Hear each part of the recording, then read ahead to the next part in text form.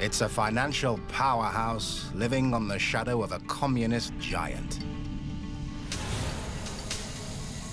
A fly speck on the edge of Asia's largest country. A peninsula bounded by more than 200 islands, only a handful of them inhabited.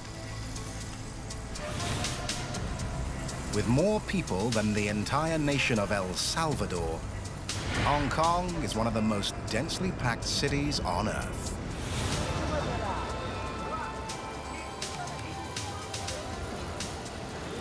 Nearly 7 million people live in an area the size of Tahiti. With real estate scarce, Hong Kong builds wherever it can, on steep hillsides and land reclaimed from the sea. But its true foundation isn't Earth, it's money.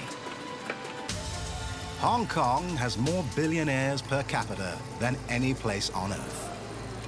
People here have a knack for making a buck.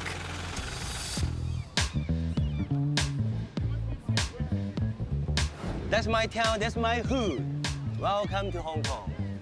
Like the city where he was born, Jackie Chan is a money-making machine.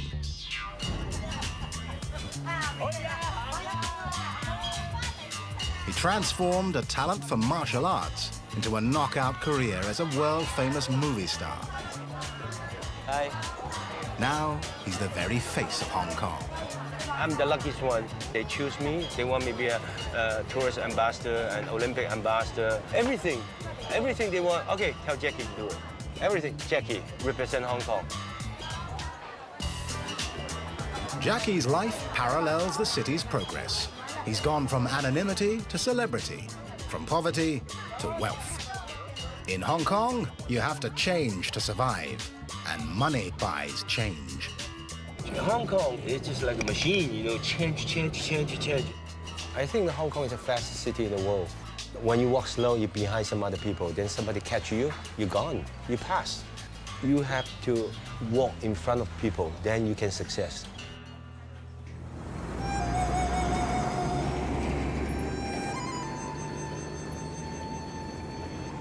Only in Jackie's lifetime has his hometown learned to walk in front. One of the main reasons? Hong Kong is blessed with one of the world's great natural anchorages. Victoria Harbour. For centuries, it harbored only fishermen and pirates. Then, in 1839, the British dropped anchor. They turned a rustic village into a crown jewel, a financial juggernaut built on the power of trade. Containers flowed from this port to the far reaches of the world. In 1997, this priceless jewel was returned to China. The British left, but ships still come and go, laden with an ocean of containers. Welcome to the container yards.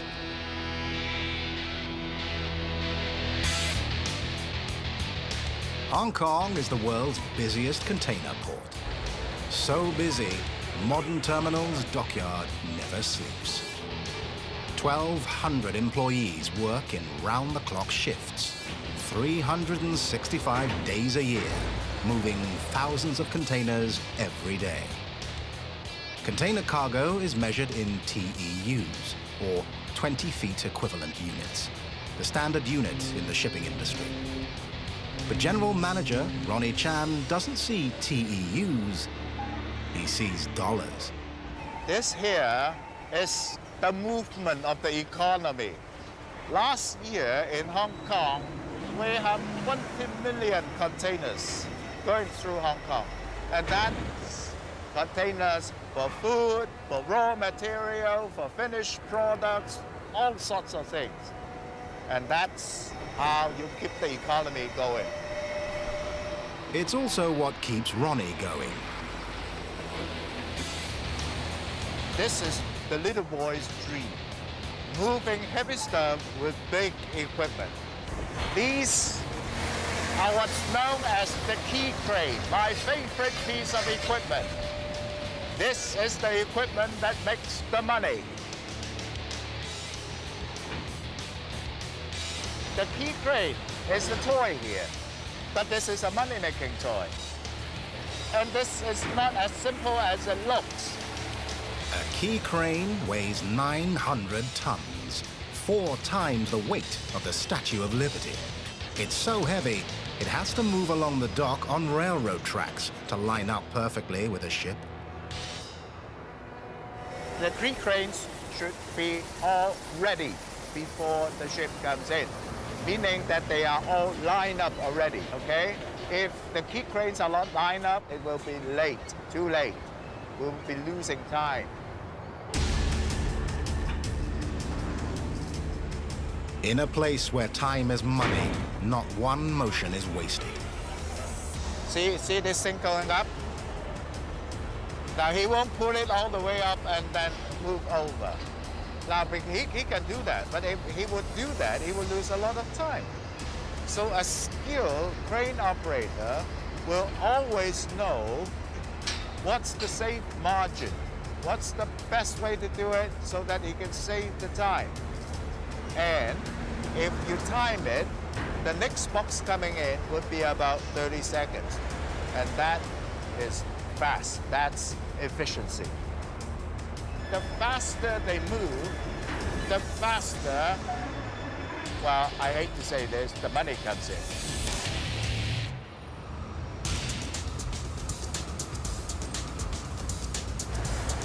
Modern terminals is Hong Kong in microcosm. A lean cash cow that never stops producing.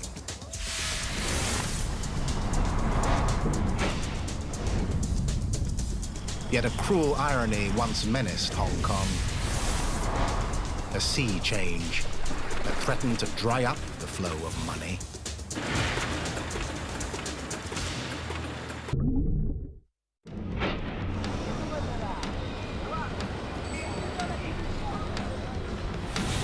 Imagine borrowing a priceless jewel for 100 years. For a man, a century is an eternity. You don't worry about returning the jewel. You'll die long before the deadline. But for the world's oldest nation, a century is merely a moment.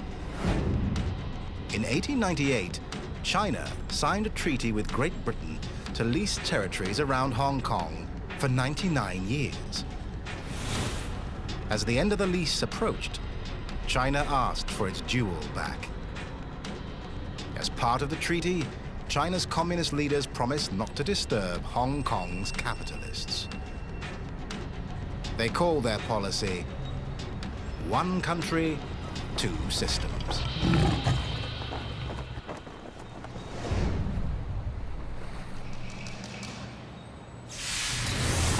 To Hong Kong, it sounded like two systems, one nightmare. Experts forecast disaster. An island of capitalism swallowed by a sea of communists. Financial markets would panic. The stock market would collapse.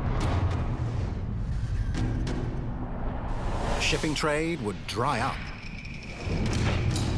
Worst of all, the city's backbone, its banks, would pack up and leave. Yet, one bank refused to budge. In a bold statement, it declared capitalism was here to stay and made its statement in $1 billion worth of concrete, steel, and glass.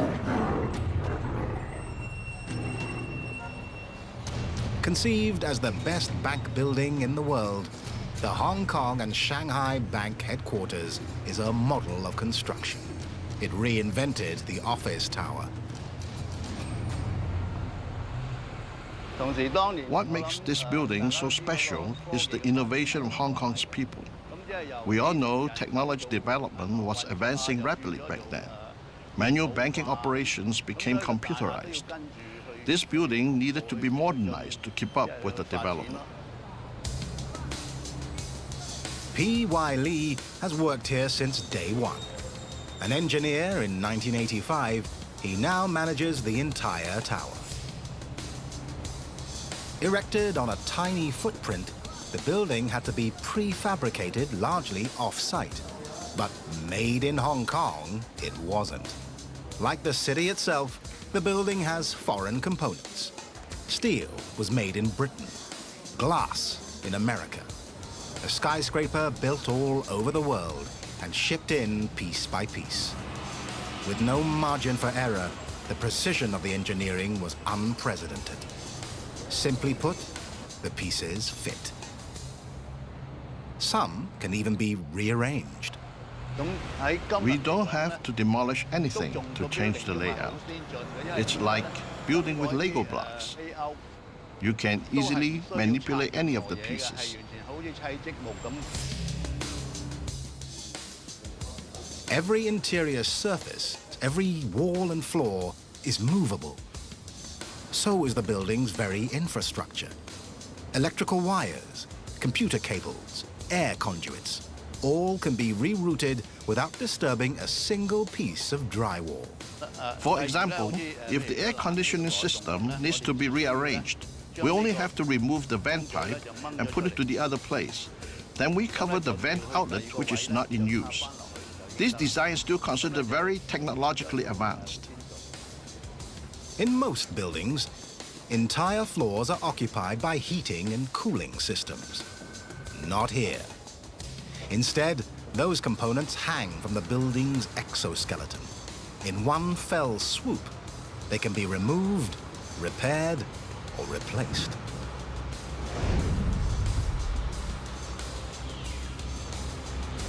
The jewel in the building's crown is a computer-controlled sun scoop. It's made of 480 huge mirrors that can be configured in 20 combinations. The mirrors gather sunlight and reflect it down through an 11-story atrium. By distributing warmth and light throughout the building, it saves thousands of dollars on electric bills. Impressive as the sun scoop is, it's not Mr. Lee's favorite innovation. This is the document train. Why? Because it's just like the toy cars we played when we were young. It's a huge toy.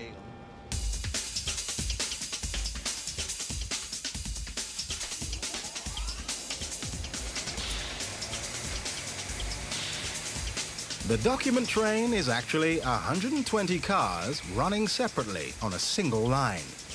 Transfer track allows two approaching cars to pass each other, just like real trains. Each car can carry 20 kilograms of paper.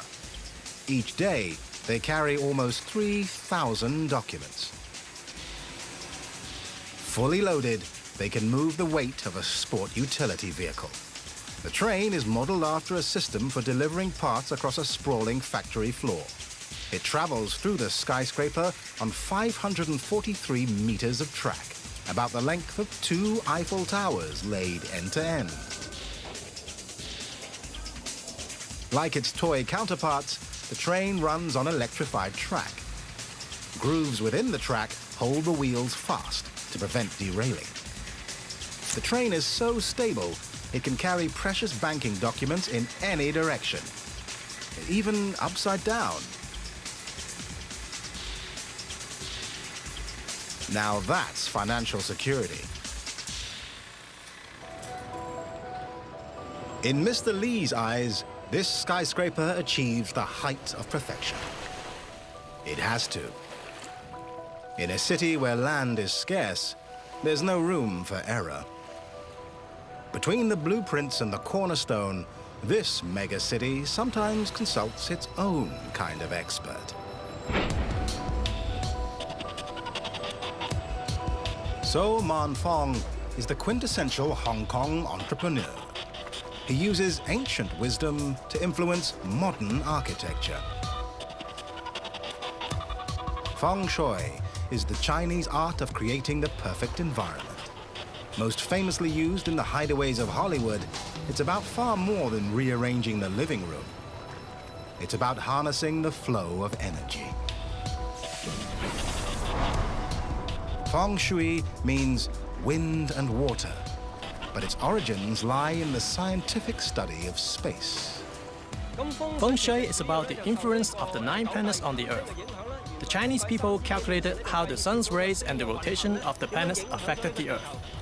The locations that cause sickness, bring wealth, or foster good relationships are calculated by observing the constellations.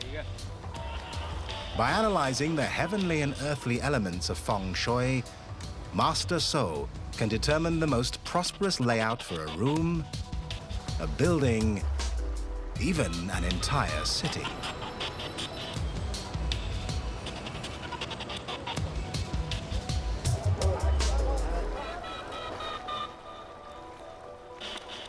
By nature, Hong Kong is blessed with good Feng Shui.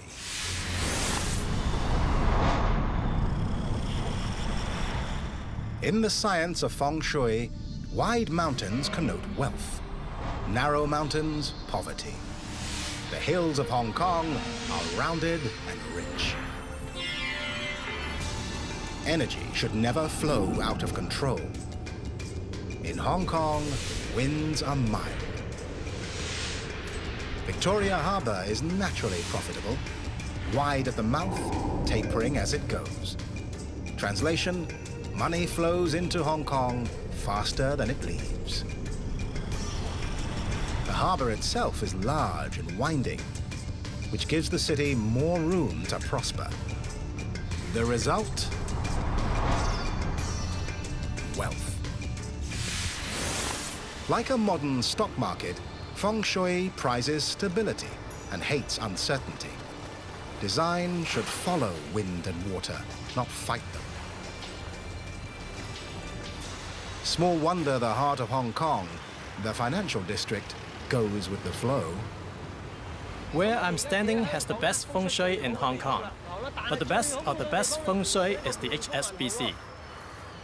These 2 escalators are for the customers. They don't have as good Feng Shui as the ones used by the bank staff. Therefore, bad luck escalators are for the customers, good luck escalators are for the staff. As a result, the bank can increase its revenue. Besides having good Feng Shui, HSBC is also an important symbol. All the people who come to Hong Kong look at it. It represents Hong Kong after all.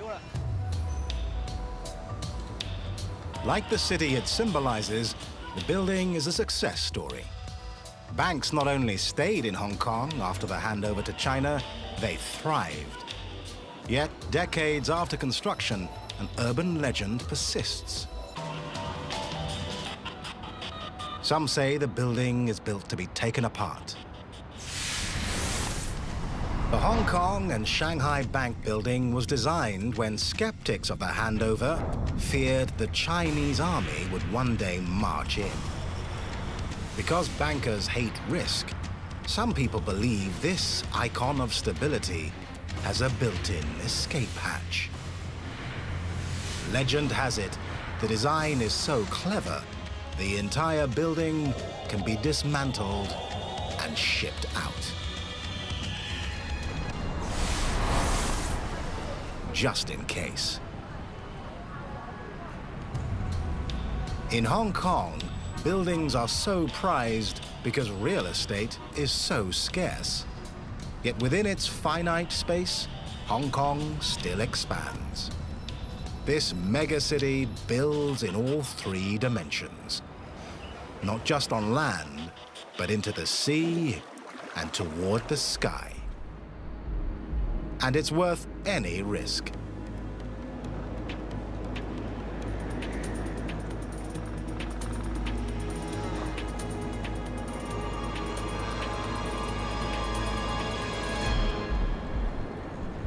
Shirley Sitt works without a net. She's one of half a dozen women in the entire city who erect bamboo scaffolding. Pressed for space, Hong Kong melds ancient techniques and modern technology to build more room. When there's no more space on the ground, you have to go up.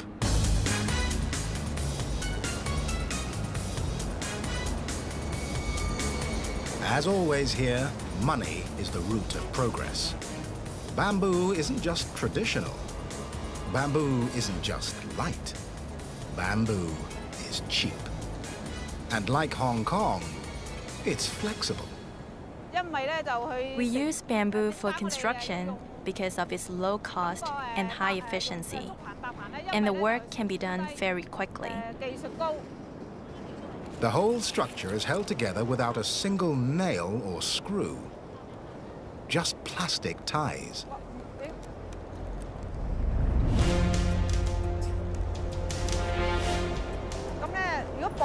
If it's tied here and connected to that scaffolding, it won't be shaky. Let me show you.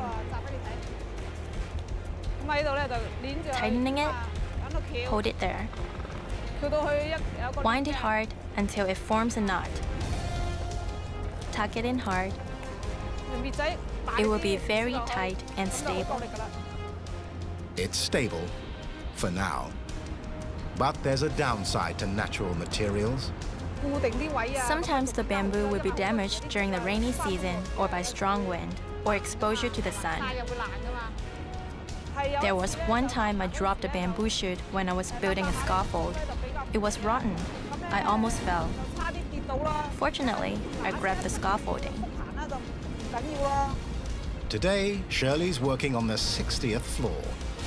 No safety harness, no trampoline, no parachute. My mentor told me that when I'm on the scaffolding, not to look down.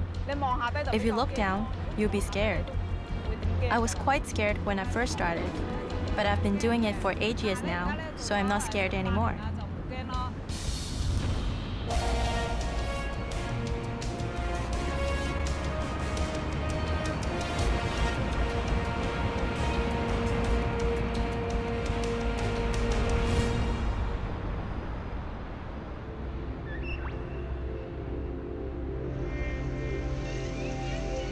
The higher you build, the greater the risk.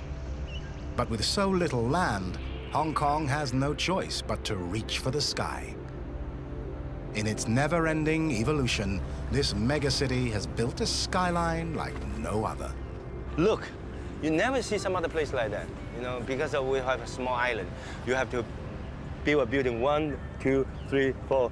You know, one by one. It's not like some other country, the city planning. One building, a lot of car park, another building. But in Hong Kong, we have a tiny place. A tiny place with big dreams. To secure its future, this megacity will build like no other. Bridges to the world.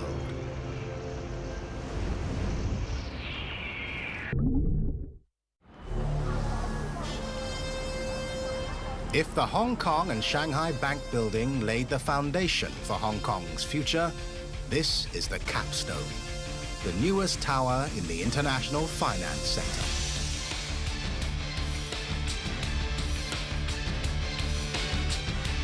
Designed by world-renowned architect Cesar Pelli and completed in 2003, it's the new symbol of this megacity. Welcome to the tallest building in Hong Kong. This is 2 IFC.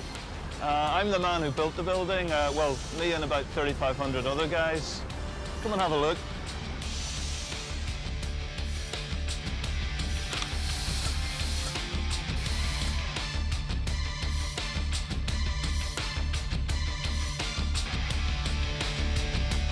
Project manager David Dummigan oversaw construction, from blueprint to ribbon cutting. At 420 meters, number 2 IFC is the 6th tallest building in the world. We have 88 stories, 11,000 windows, 62 elevators, and the building weighs in at a mere 500,000 tons. To build it, they had to move not just heaven and earth, but sea. A few years ago, for me to be here, I'd have to be walking on water. Bounded by water, Hong Kong is awash in cash, but short on space.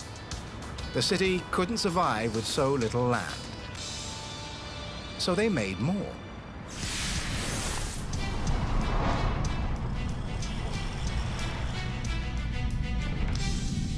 It's called land reclamation.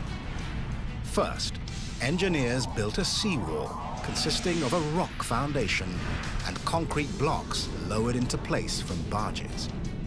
Then they pumped 700,000 truckloads of sand behind the seawall. As the pile of sand grew, the seawater was naturally displaced. Then, nearly 1/3 that amount of sand and seabed was removed to dig out the 6-level basement, considered the world's largest at the time, and placed the tower on solid bedrock. Total area reclaimed from the sea, 20 hectares, almost half the size of Vatican City. Like Hong Kong itself, the project was a model of efficiency. Number 2, IFC is the heart of a city whose lifeblood is finance. To design the skyscraper, Dummigan and his colleagues studied other great buildings in the world's centers of commerce. The conclusion that we came to then was that the buildings had changed quite significantly. The biggest change? Function, not form. In the era of electronic banking, computer systems should never go down. A power failure could cost a company millions. In 2IFC, we have a dual power supply, power coming in from 2 separate sources. We also have backup generators on 9 mechanical floors distributed throughout the building. Every room is controlled by computers. What's done manually in other buildings happens here automatically. Engineers thought of everything that could go wrong and built accordingly, starting with a space-age command post.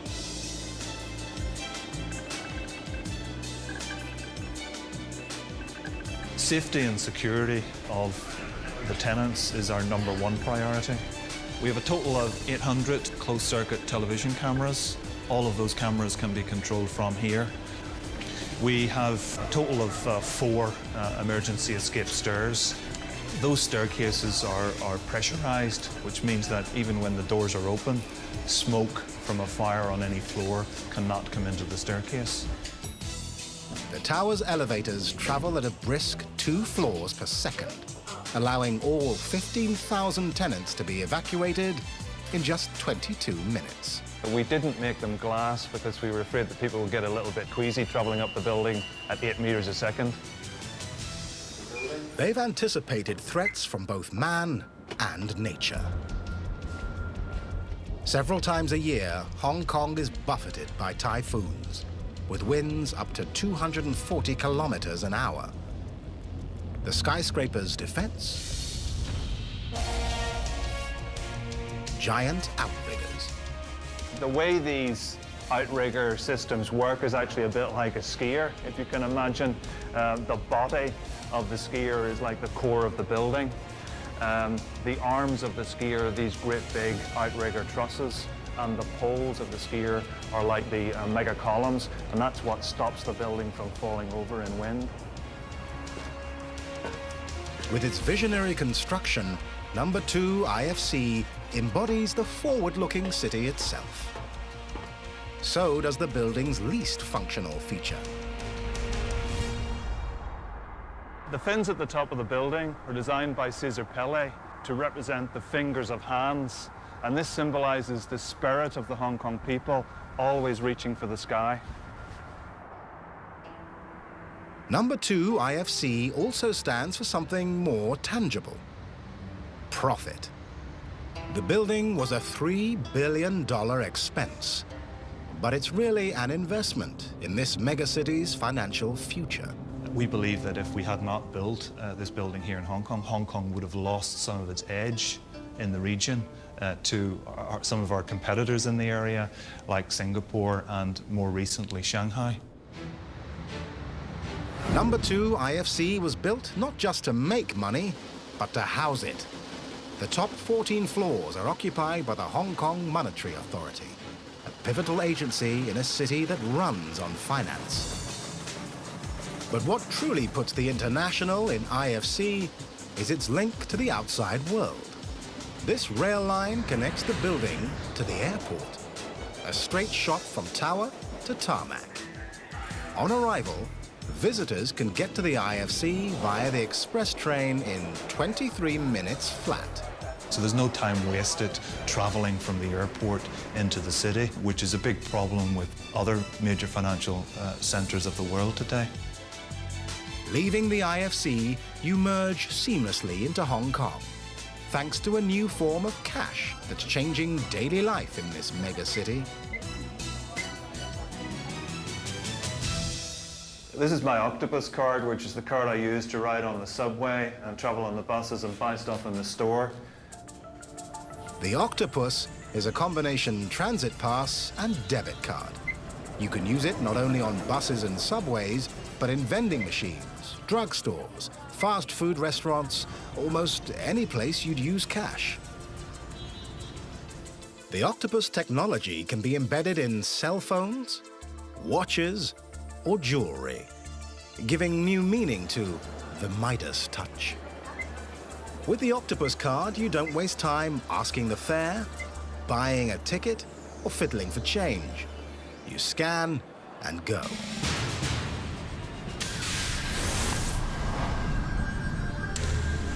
As it spreads its tentacles across Hong Kong, the Octopus is changing the flow of commerce within the city. But the volume of commerce is about to change too. No city built on commerce can remain an island. Hong Kong maintains strong links to the world by sea and air. But now it's forging a new link, an unprecedented feat of engineering. The grand vision: build new bridges of trade throughout the region. And build they will, in a big way.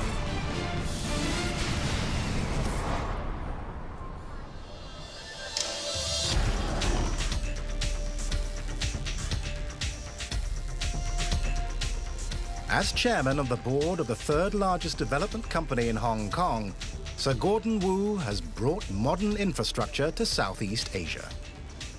These are the superhighway networks that we do in China. Power stations in the Philippines, power stations in China. Now this Hong Kong billionaire is eyeing development in his own backyard. Every time when I see this town here, I see the opportunities, I see the need for a lot more infrastructure, and yet we still have enormous opportunities ahead of us because of the Chinese economy.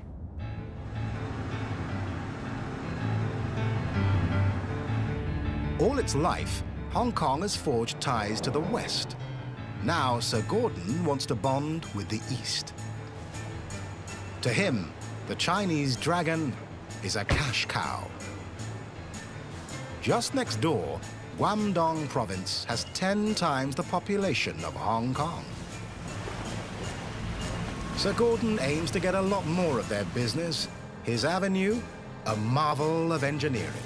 A giant Y-shaped bridge linking Hong Kong to 2 points in mainland China. This is where Hong Kong is. We are standing here. Now, in the last 25 years, the eastern side of the delta has developed enormously.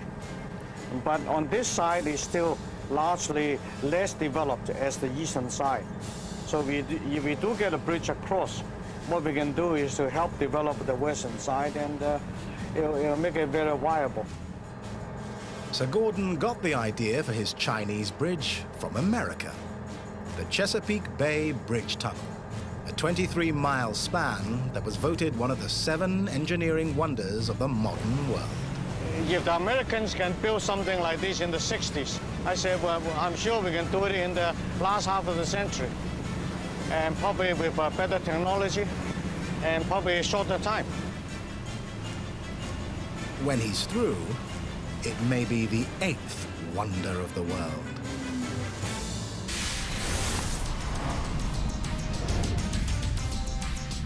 The bridge will begin at the tip of Hong Kong's Lantau Island and head across the mouth of the Pearl River. But midway across, the bridge changes course. To preserve a shipping channel, engineers will route the bridge through a tunnel 3 kilometers long, connected by 2 man-made islands. Just past the midpoint of its crossing, the bridge becomes a true marvel of engineering. It splits. Y-shaped spans will make landfall in the Chinese cities of Zhuhai, an industrial powerhouse, and Macau, the region's gambling mecca. Total length, 29 kilometers, making it the world's second longest bridge. Laid end to end, its sections could span the entire city of Washington, D.C. When complete, it will close the circle of commerce around Hong Kong and make the city a vital link in the region's trade.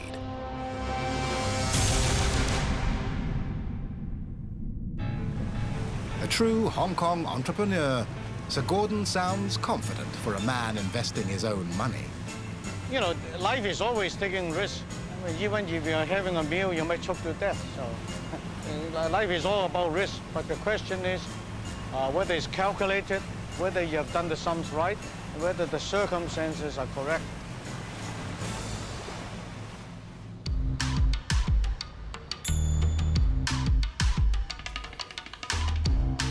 I'm going to my restaurant, one of my restaurants. I have a 26th restaurant in town. Think Jackie Chan and you think movie star, not business mogul. But in a city held together by money, it pays to diversify. I have a clothing line, I have a restaurant, I have a movie, I have a camera rental, and besides that, I have merchandising, producer some movie, producer some TV program, and I forget. That's one of my restaurants. Please come.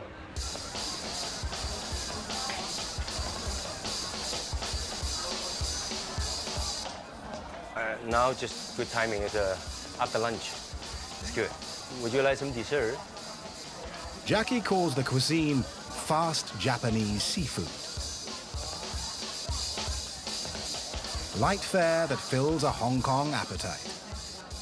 They want fast, they want quick. They sit down, they pick up the food, they pay, they run. Because time is money. Jackie is succeeding where others failed because he added a missing ingredient: change. Before some other people, they're kind of like a bankrupt. Then I take over. Then I take over, I change. I change the model, I change the image, I change the look. The people teach me. I'm learning. I'm not like a movie. Movie, I'm still learning, but business, I'm just like a beginning. I just like a kindergarten kid. But the kid is a quick learner. And this day, everybody have a telephone, and sometimes they're out of the battery. So you can take your telephone, charge, and charge here, and you lock it.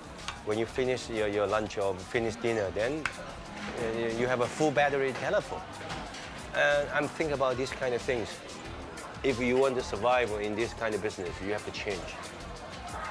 Jackie embodies Hong Kong's success. To become the best, you have to evolve. No change, no progress. Everybody have your own style. But when I was young, I don't know what's my style.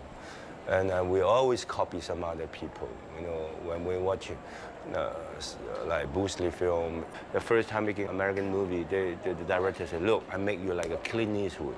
And when I make a Hong Kong film, look, you're gonna be a second Bruce Lee.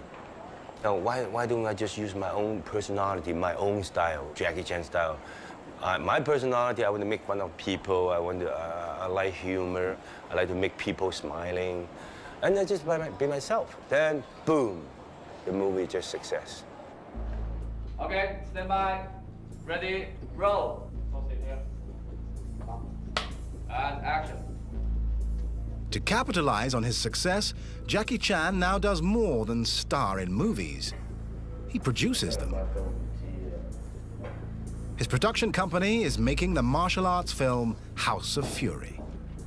Cut. Today, director Stephen Fong will shoot a few minutes of film. In all, his movie will take months to produce. Yet Hong Kong filmmaking faces a threat it can't fight its way out of. Within hours of release, the film will be stolen, copied, and illegally sold for a fraction of the price of a ticket or DVD. Well, I think the highest risk definitely is the downloading of like whole movies from the internet. That's the thing we fear most. Pirates, the ancient scourge of Hong Kong, are back. Instead of plying the South China Sea, they roam the city's streets in search of the greatest booty of all, intellectual property. I guess it would be the same in the US where people download music. That's the sum of all fear.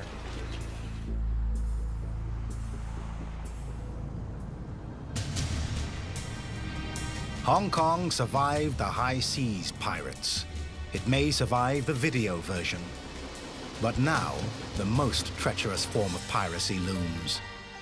It comes in disguise and threatens to plunder the city of its most treasured safeguard.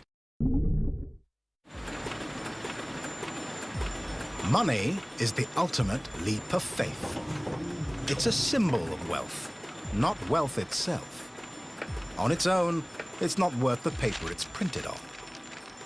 Once backed by gold, it's now backed by trust.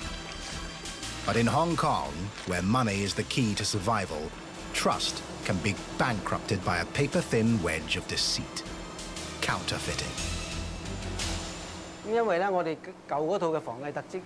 The old Hong Kong currency has been used in Hong Kong for more than 10 years. We thought we needed to add some new anti-fraud features to our new currency.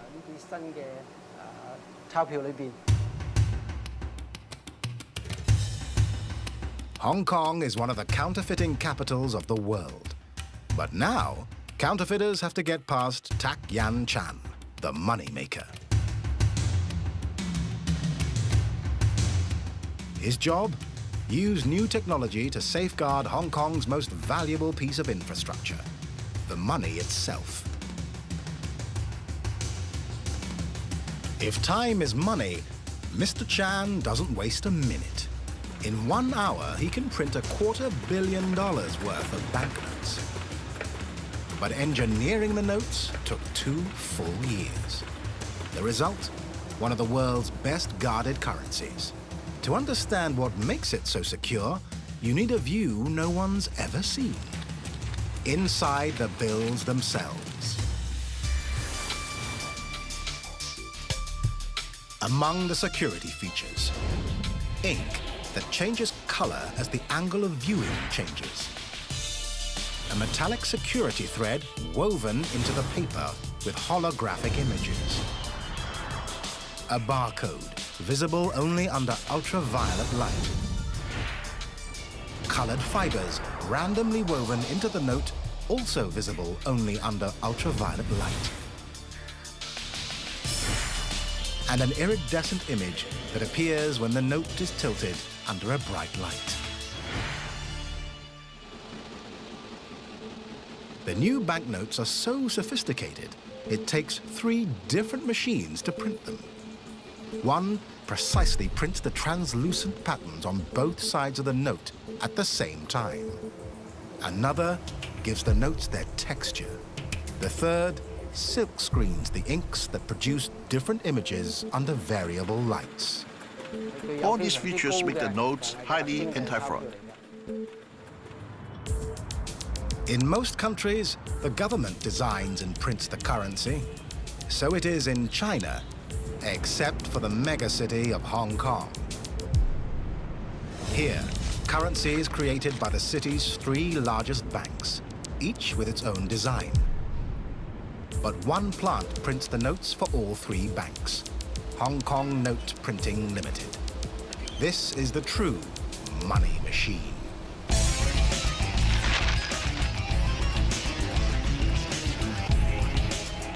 In a typical year, the plant prints about 320 million notes and pumps the lifeblood into Hong Kong.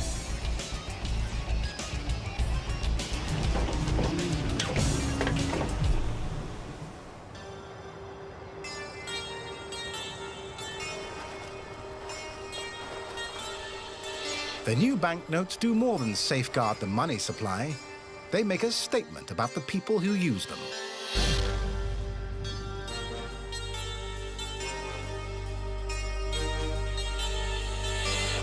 Hong Kong people know if you're not working hard enough, you're gone. So I will never give up, always work hard. That's my spirit. Heart and soul of the city are the people. The people here always hustling, always bustling. I think the pace here is faster probably than Manhattan, New York.